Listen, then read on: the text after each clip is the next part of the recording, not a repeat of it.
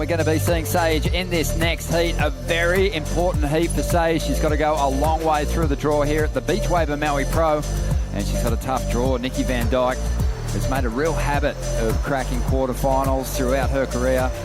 And she rarely drops these early round heats. We'll see how she fares here against Sage, who's got her career, CT career, on the line at the moment. Competing well, and I was really quite surprised to hear that she was in that position that she now finds herself. Well, that's the Women's Championship Tour, isn't it? You've got to get such big results to ensure a top 10 finish, as we see Nikki taking off at the moment. Beautiful looking wave. Nikki Van Dijk on a beauty. Just banks and paces herself through these first couple of turns. Opts out of the big finish there on the inside. Herself her best CT finish. Nikki Van Dijk's been warming that same way the last couple of years, starting to get some solid results. Absolutely, and loving the depth of takeoff. Into the final moments of these heats, I think that end section hit is a good option. As we see Sage up. Had a poor first round heat. Needs to find the fire here. As you heard in her dropping in segment there, she gets a bit seasick in the mornings. Maybe that was the case. Classic story. That was a classic. She done the work on the qualifying series, so this will be a relaxed performance from her. You know that the competitors don't want to rely on those QS results to ensure their place, but it's just a nice, comforting fact to know that you've already got your spot. So Nikki will be surfing probably a little freer, a little less stressed than Sage. That certainly looks the case on these first couple of rides. Looking to duck in for a bit of cover there as the Victorian rides this one right through to the inside. One thing I'm sure that is kind of hard to break out of for these competitors, and a pattern that they'd love to break, is having to do double duty on the qualifying series and the championship tour. You just can never really settle into focusing on the one goal. Absolutely. We just check this replay out. Nice big open face, little short little carve out of the top there, little check turn, and then through this inside. Look at that wall. Kind of a little, not really, but it's hard to slow down enough to get tubed on those ones down that inside. You really need the section to throw in front of you, and you backdoor that section, because if you're in front of it and you're trying to slow down to get into it, it just is not going to work.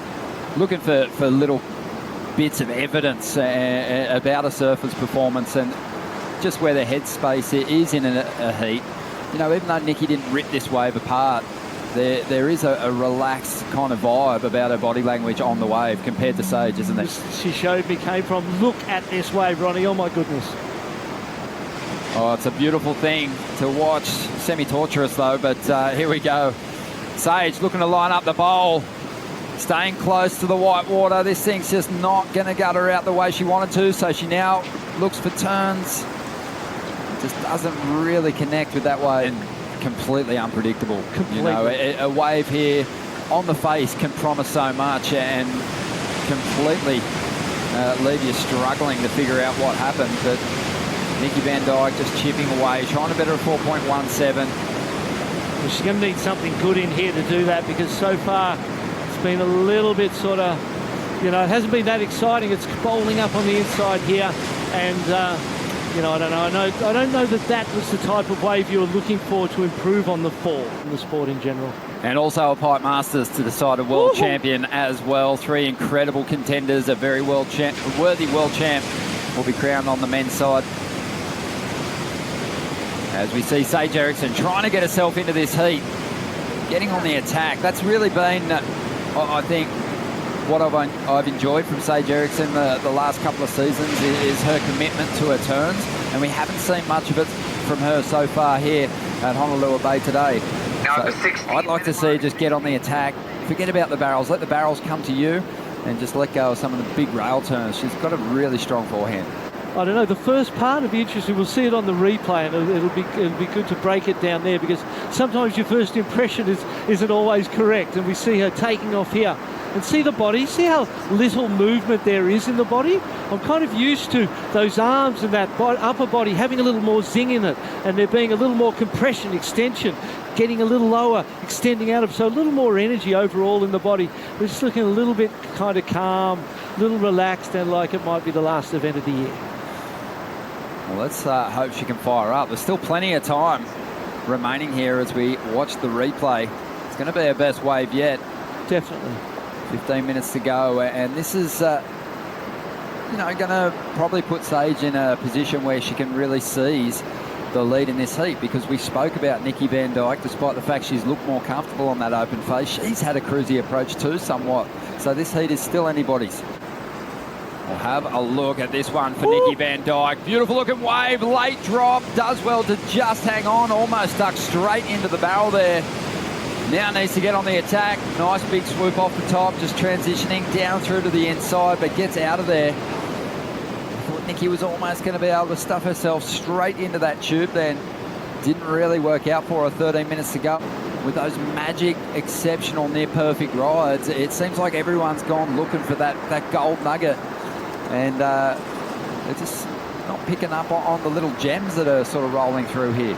It looked like for a moment there as that dropped out and the legs straightened and she sort of free fell that bit. She may fall, but she got composure and she drove that rail a little bit and then kind of opted out to sort of go around it. No matter what you do on that inside situation with the lower tide, that swell bending in is going to be high risk. So you've got to be willing to take that risk. Well, here we go, taking the risk, pulling in nice and deep here. Nikki Van Dijk, can she find her way through this one? It looked like it started to clamp up a little bit, that tube. And she gets knocked on down, but I like the positioning. And so Hawaii always had that. It terrified me right from the start. I was scared to come here. It was back when the tensions, as we see Sage there very deep on this one and getting a little bit connected. It was back in those early 80s when the tension between the Australians and the Hawaiians was thick. Here we go. Look at that. Oh, tucked in and finding a way out. Nikki Van Dijk already on her way to the best number in this heat. Just over 7 minutes to go. And she lined up her previous wave really well, didn't find the exit, made no mistakes on that occasion. Yeah, Leighton just drove straight in, perfectly positioned. What a beautiful wave. What a great line from Nikki Van Dijk on this one. Look at this, deep, and just drives in. You can see that hand just touching and holding the wall ever so slightly to get control of the speed. Great speed through it.